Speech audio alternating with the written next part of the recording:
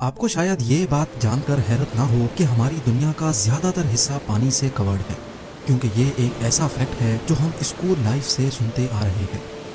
लेकिन आज हम दुनिया के 4 ओशंस नहीं बल्कि सिर्फ एक ओशन की बात करेंगे और उसकी मैसिवनेस देखकर आप यकीनन हैरान रह जाएंगे। ज़ेन टीवी की वीडियोस में एक बार फिर से खुशामदीद। नाजरीन, वैसे तो तमाम कॉन्टिनेंट्स को चारों तरफ से घेर कर रखने वाला सिर्फ एक ही ओशन है, लेकिन हमने अपनी आसानी के लिए इनको अलग अलग नाम दे रखे हैं। ये ओशन 4 अलग अलग रीजन्स में डिवाइडेड है: अटलांटिक, इंडियन, आर्कटिक और पैसिफिक ओशन। हम बाकी 3 ओशंस को हटाकर सिर्फ इस ओशन की बात करने जा रहे हैं जिसको पैसिफिक ओशन कहा जाता है। पैसिफिक अकेला ही इतना बड़ा है कि अगर पेरू और चिली के दरमियान ओशन के बॉटम तक जाकर एक सुराख किया जाए और उस सुराख को आर पार करके सीधा अर्थ के ऑपोजिट साइड से निकाला जाए, तो आपको ये बात जानकर हैरत होगी कि इतना सब कुछ करने के बावजूद भी आप वियतनाम और ताइवान के करीब पैसिफिक ओशन से ही निकलेंगे। अर्थ के किसी भी एक स्पॉट के ठीक ऑपोजिट साइड वाले स्पॉट को एंटीपोड कहा जाता है। पैसिफिक ओशन इतना बड़ा है कि इसके खुद के कई एंटीपोड्स मौजूद हैं, लेकिन ये इसका पैमाना जानने की सिर्फ एक शुरुआत है। हमारी अर्थ का पूरा एक गोल चक्कर यानी अर्थ का सर्कमफ्रेंस 40,000 किलोमीटर्स बनता है। यानी अगर किसी एक पॉइंट से हवाई जहाज फ्लाई करे तो पूरे 40,000 किलोमीटर का डिस्टेंस कवर करने के बाद जहाज वापस उसी जगह पहुंच जाएगा जहां से उसने टेक ऑफ किया था। पैसिफिक ओशन में कई एरियाज ऐसे हैं जिनके दरमियान का टोटल डिस्टेंस पूरे अर्थ के सर्कमफ्रेंस का 50% है। जी हाँ, लगभग पूरे 20,000 किलोमीटर। ये हिस्सा इंडोनेशिया और कोलंबिया के दरमियान मौजूद है, जिसको पैसिफिक ओशन का सबसे लंबा हिस्सा माना जाता है और ये तकरीबन 20,000 किलोमीटर बनता है। रिसर्च के दौरान मुझे भी ये जानकर हैरत हुई कि इंडोनेशिया और कोलंबिया के दरमियान पैसिफिक ओशन के इस हिस्से में हमारा पूरा चांद फिट आ सकता है। सिर्फ एक नहीं बल्कि लाइन से पूरे 5 चांद, और उसके बावजूद भी इसमें काफ़ी जगह खाली बच जाएगी। पैसिफिक ओशन की मैसिवनेस का अंदाज़ा आप इस बात से लगा लें कि हम इस पूरे ओशन को एक साथ देख भी नहीं सकते। किसी शिप में सवार होकर पैसिफिक ओशन के साइज का अंदाज़ा लगाना तो एक इम्पॉसिबल टास्क है, क्योंकि हमारी आंखें अर्थ के होराइजन को देख रही होती हैं और ये होराइजन कर्व हो जाता है। इसी वजह से हम ज़्यादा दूर नहीं देख सकते। यही रीज़न है कि समंदर में दूर दूर तक देखने पर समंदर और आसमान एक दूसरे से मिले हुए लगते हैं। 6 फुट लंबा इंसान समंदर में सिर्फ 5 किलोमीटर दूर तक देख सकता है। अगर उसके भी पार देखना हो तो किसी ऊंची जगह से देखना ज़रूरी हो जाता है। अगर समंदर के ऊपर किसी हवाई जहाज़ में माउंट एवरेस्ट जितनी ऊंचाई से भी देखा जाए तो हमें पैसिफिक ओशन सिर्फ 370 किलोमीटर दूर तक ही नज़र आ सकेगा। यानी सिर्फ इतना दूर जितनी ये लाइन आप देख रहे हैं।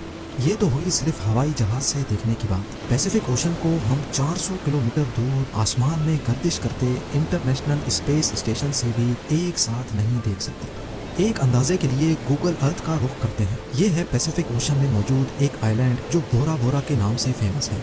ये वो हाइट है जहाँ से नॉर्मली ड्रोन कैमरा देख सकता है। जूम आउट करके अब हम 10 किलोमीटर की उस हाइट तक पहुँच चुके हैं जहाँ से नॉर्मल कमर्शियल एयरप्लेन में बैठकर देखा जा सकता है। मज़ीद जूम आउट किया जाए तो 400 किलोमीटर की हाइट पर अब हम इंटरनेशनल स्पेस स्टेशन की ऊंचाई से पैसिफिक ओशन को देख रहे हैं। लेकिन अभी भी हमें पूरा पैसिफिक एक साथ नज़र नहीं आ पा रहा। मज़ीद जूम आउट करके अब हम 10,000 टाइम्स और ऊपर चले जाते हैं। ये वो फाइनल पॉइंट है जहाँ तक गूगल अर्थ जूम आउट करने का ऑप्शन देता है, और यहाँ पहुँचकर हमने नोटिस किया कि अर्थ से 63,000 किलोमीटर दूर जाकर भी हमें 95% पैसिफिक ओशन नज़र आ रहा है, जबकि सिर्फ 5% हिस्सा हमें ज़मीन का दिख रहा है। नंबर्स की बात की जाए तो Pacific ocean 16.5 crore square kilometres के एरिया पर फैला हुआ है। ये एरिया इतना जाइंट है कि इसमें पूरा north America, south America, Europe, Africa, Asia, Australia, Antarctica और ग्रीनलैंड भी फिट आ सकता है। कुल मिलाकर बात की जाए तो जहां पैसिफिक ओशन का एरिया 16.5 करोड़ स्क्वायर किलोमीटर्स है, वहीं अर्थ पर मौजूद सारी ज़मीन का कंबाइंड एरिया ही 14 करोड़ स्क्वायर किलोमीटर्स बनता है। यानी हमारी दुनिया की तमाम ज़मीन, सारे पहाड़, रेगिस्तान और जंगलात पैसिफिक ओशन में फिट आ सकते हैं, और उसके बाद भी इसमें इतनी जगह बच जाएगी जिसमें इंडिया जैसी 8 कंट्रीज फिट आ सकें। याद रहे कि हम यहाँ 4 ओशंस में से सिर्फ एक यानी पैसिफिक ओशन के बारे में बात कर रहे हैं। कॉन्टिनेंट्स को हटाकर अब हम किसी और प्लेनेट की बात करते हैं। चले हम अपने पड़ोसी प्लेनेट मार्स की एग्जांपल लेते हैं। मार्स का total area 14.8 crore square kilometres है। अगर पैसिफिक ओशन के पानी का पूरे मार्स प्लेनेट से मुकाबला करवाया जाए तो हैरत अंगेज तौर पे पूरा का पूरा मार्स, इसमें मौजूद तमाम क्रेटर्स और माउंटेन्स सब के सब पानी में कई 100 फीट तक डूब जाएंगे। अभी तक हमने पैसिफिक ओशन के सरफेस यानी इसकी सतह के बारे में बात की है। जितना बड़ा ये ऊपर से दिखता है उससे भी कहीं ज्यादा ये गहरा भी है। पैसिफिक ओशन में चैलेंजर डीप ट्रेंच के नाम से पहचाना जाने वाला पॉइंट अभी तक ढूंढा जाने वाला सबसे डीपेस्ट पॉइंट है, जो समंदर की सतह से 11 किलोमीटर नीचे है। और पैसिफिक का ये गहरा तरीन पॉइंट कोई अकेला नहीं है। पैसिफिक ओशन में ढूंढे जाने वाले 3 ट्रेंच और भी हैं जिनकी गहराई 10 किलोमीटर से भी ज्यादा है। इनको हम टोंगा ट्रेंच, फिलीपीन ट्रेंच और कुरिल कमचाटका ट्रेंच के नाम से जानते हैं। अब जानते हैं पैसिफिक ओशन के बारे में चंद लाजवाब फैक्ट्स। आज से 509 साल पहले फर्डिनेंड मैगेलन नामी यूरोपियन शख्स ने पूरा पैसिफिक ओशन पार किया था और उसी ने ही इसको पैसिफिक का नाम दिया था, जिसका मतलब है पीसफुल सी। हर गुजरते साल पैसिफिक ओशन छोटा होता जा रहा है, जिसका main reason under water tectonic plates की मूवमेंट है। लेकिन अच्छी बात यह है कि जितना छोटा पैसिफिक होता जा रहा है उसी स्पीड से अटलांटिक ओशन बड़ा भी हो रहा है। दुनिया में ज्यादातर अर्थक्वेक्स और सुनामी पैसिफिक ओशन के बॉटम पर मौजूद टेक्टोनिक प्लेट्स की वजह से आते हैं। पूरी दुनिया में सबसे ज्यादा एक्टिव वॉल्केनोज पैसिफिक ओशन के बॉटम में ही पाए जाते हैं। करीब 75,000 से भी ज्यादा वॉल्केनोज पैसिफिक ओशन के अंदर मौजूद हैं और इनमें से सबसे बड़ा वॉल्केनो न्यूजीलैंड के करीब हेवर सी माउंट के नाम से जाना जाता है।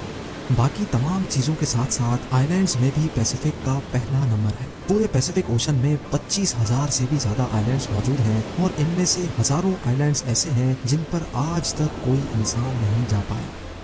इन तमाम आइलैंड्स को गूगल अर्थ पर ही ढूंढने में कई महीनों का वक्त भी लग सकता है। उम्मीद करता हूँ आप ज़ेम टीवी की इस वीडियो को भी भरपूर लाइक और शेयर करेंगे। आप लोगों के प्यार भरे कमेंट्स का बेहद शुक्रिया। मिलते हैं अगली शानदार वीडियो में।